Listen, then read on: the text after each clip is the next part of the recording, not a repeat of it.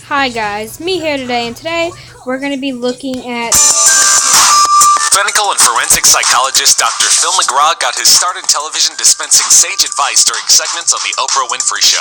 And since 2002, he's helped hundreds of struggling individuals and families as the host of his own syndicated daytime talk show. From overspenders to the morbidly obese to dysfunctional families, Dr. Phil specializes in breaking down people's perceptions of themselves and allowing them to take control of their lives. Over the years, he's had a number of patients who seem like they were straight out of fiction, stuck in the type of insane situations and relationships that seem like something from a TV melodrama. Today we'll be looking at some of the craziest patients to ever grace Dr. Phil's stage and find out what happened to them after their appearances on the show.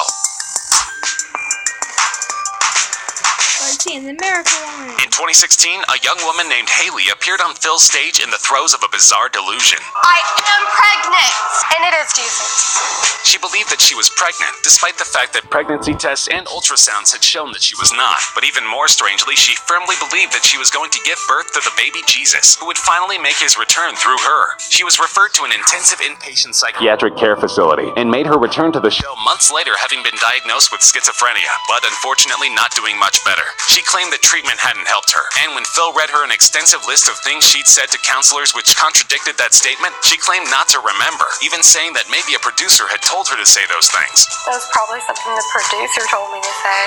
She complained that she was going through an endless cycle of therapy and medications which had done nothing to help her mental state. Yet she admitted sheepishly when directly asked that she no longer believed she was pregnant, and that treatment had helped her see that truth. But she hadn't been able to shake all of her delusions. She still believed that she had been a contestant on American Idol, which she hadn't, and that rapper Eminem, who indeed has...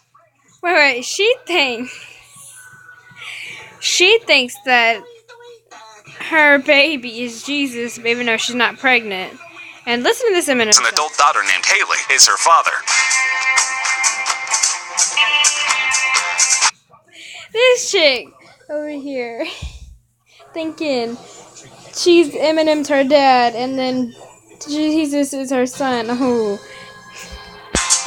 Ted Williams was homeless on the streets of Columbus, Ohio, when a reporter discovered that he had an absolutely amazing speaking voice. When you're listening to nothing but the best of oldies, you're listening to Magic 98.9. He quickly became known as the man with the golden voice, and thanks to a viral video of Ted demonstrating his pipes, he soon signed a $10,000 deal to do commercial spots for Kraft. But all was not well. Ted was wrapped up in alcohol and drugs, and it was reported that he'd had scuffles with family members. He appeared on Dr. Phil promising to get treatment, but not long after, he checked himself out of the treatment center. Not a promising sign. When he returned to the show in 2011, however, he spoke to Dr. Phil from rehab. Ted said that he used to spend $50 to $100 every day on crack, which had made him paranoid and delusional, but credited his treatment facility with getting him back on track. By 2016, Ted had come full circle, finding employment as an on-air personality at the same Columbus radio station where he'd gotten his start in the 80s before losing it all to drugs and booze. Not only is he completely clean and sober, he's still got that incredible voice, and the future is looking bright.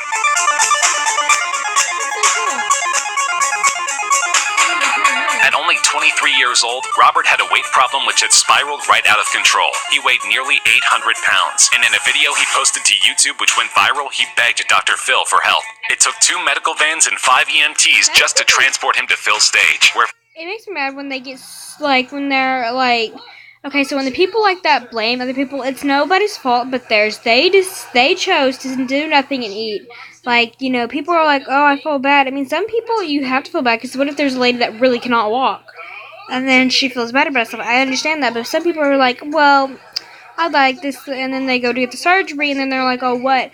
But they're just, crazy, you don't... Phil agreed to send Robert to Wellspring Academy, the best of the best, to help him manage his weight. About a year later, Robert came back and actually walked onto the stage under his own power. Phil quipped that he was glad to see much less of Robert, who had lost an astonishing 264 pounds since his appearance. He admitted that the journey had been a rough one, as he had been immobilized with a skin infection for 2 weeks after his arrival at Wellspring, where he was the biggest person the facility had ever seen. But his hard work eventually paid off, although he acknowledged the long road he still has ahead. The shirt he wore during his first trip to the show might fit him like a dress, but at over 500 pounds, Robert remains committed to achieving a healthy body weight.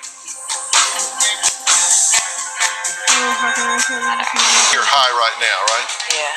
When sisters Valine, Amanda, and Tiffany appeared on Dr. Phil, they were not only all addicted to heroin, they were high while on the show. I feel high now. Yeah. The trio had sunk deep into their habit and were still living in their parents' home. Phil had harsh words for the couple, scolding them for enabling their daughters and angrily telling their father to grow a pair and be a man. Grow a pair and be a man!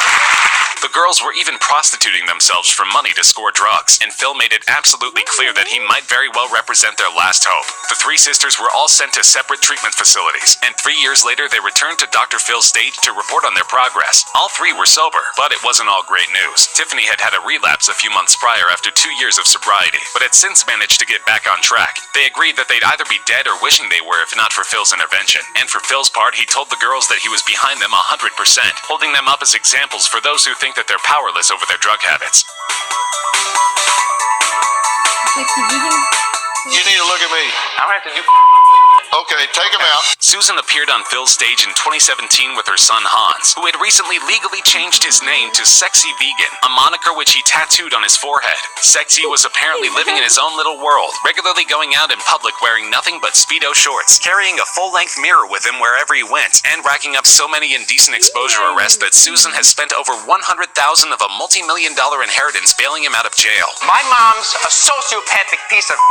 During his first appearance, Sexy behaved like They even called him sexy. He's like, during his behavior, sexy. So now if I show up there with you, she's gonna know he was lying. Look at those eyebrows, they're blue. a complete imbecile, screaming at his mother while dancing around on the stage and totally ignoring Dr. Phil. He even had to be escorted from the studio by security, so nobody was planning on seeing him on the show again anytime soon. But 3 months later, Phil graciously agreed to host him again, and this time, Sexy was very contrite. He apologized profusely for his behavior, saying that he felt bad for treating Dr. Phil, a noted animal lover who regularly contributes to charitable causes aimed at helping them, in the manner in which he had. He disclosed that he'd begun regular therapy and was no longer getting arrested, but said that his biggest regret was the blatant disrespect he'd shown Dr. Phil and his Has mother. anyone ever seen Scary Movie 4?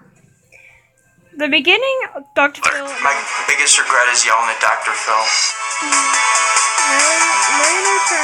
We finally had to evict Ryan to get out of our garage. Mike and Vicky came to Dr. Phil desperate to do something about their 37-year-old son Robert, who had once made millions running a real estate company but had spent the last 4 years unemployed, living in their garage on their dime. On top of this, the couple were also supporting Robert's girlfriend Rachel and his 2 sons from a previous relationship, and Robert was convinced the situation was his parents' fault, particularly Vicky, who had taken over his bookkeeping in the final year of his business. For her part, Vicky felt that her son was mentally ill and possibly on drugs, an assessment with which Robert strenuously disagreed. There didn't seem to be much in the way of resolution, and for Robert perhaps there wasn't. But 6 weeks after the show, Mike and Vicky returned to let Phil know that they had finally kicked Robert out, and were completely thrilled and at peace with the situation. Robert also appeared to say that he and Rachel had checked into a mental hospital, since everyone was pushing in that direction, but checked out a day later, due to a documented conflict with staff which Robert seemed to not be very forthcoming about. He may still not exactly be living in objective reality, but at least his put-upon parents have their lives back. There he has like tons of these. Yeah, I She keeps her money in this, and that's her cocaine. When 21-year-old Danielle appeared on the show at the behest of her father, she was locked into an incredibly destructive cycle of drugs, fighting, and DUI arrests. She was completely out of control, and while she admitted to smoking a lot of pot, she insisted that she didn't do any other drugs despite the fact that her parents had busted her with cocaine. They want to hear me say I do other drugs, but I don't. Danielle's father, David, was terrified of something terrible happening to Danielle, or someone unfortunate enough to be around her at the wrong time. But Dr. Phil was able to get through to the young woman, empathizing with her and asking her to put her trust in him and accept treatment. While Danielle didn't make a return appearance, David did, with a report that she's doing very well and continuing upon the path that Dr. Phil set her on. David said that his daughter is now someone that he hasn't recognized for many years, and Phil was glad to get the report. He explained that once a guest agrees to treatment, his staff becomes very hands-off, so anything can happen. But fortunately, Danielle found the fortitude to turn her life around. David also went out of his way to praise Phil's staff for their level of care with potentially problematic patients. But after all these years, it's safe to say there's not much they haven't seen.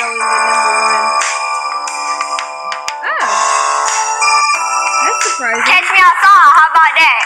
A different out-of-control Danielle unwittingly became a meme when she famously uttered "Cash me outside, how about that?" in an apparent threat to Dr. Phil on the host's own stage. The 13-year-old had racked up a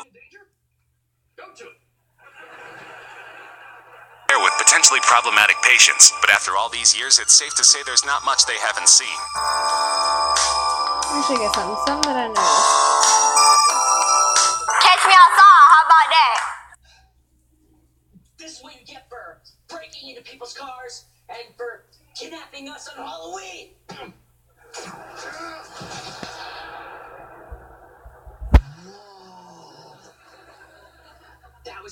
Monica.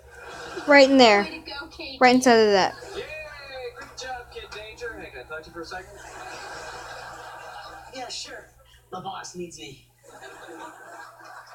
A different out-of-control Danielle unwittingly became a meme when she famously uttered "Cash me outside, how about that?" in an apparent threat to Dr. Phil on the host's own stage. The 13-year-old had racked up a laundry list of offenses of the sort that one would expect from a much older delinquent child. She'd stolen multiple cars, tested positive for pot and Xanax, tried to frame her mother for heroin possession, and used a stolen credit card to buy a stripper pole of all things. Her belligerent and defiant attitude didn't portend a great future for her, and it seems that this is one young woman who even Dr. Phil couldn't reach. Now 15, she has over 1.3 million Instagram followers and uses her platform to demonstrate that she's every bit the same juvenile delinquent as she was when she first appeared on Dr. Phil's show. She regularly discusses her drug habits and all of the fights she gets into, but maybe she'll be forced to rethink her internet fame soon. Her latest viral video wasn't exactly flattering, as it depicted yet another of Danielle's many street fights, a fight which she decisively lost.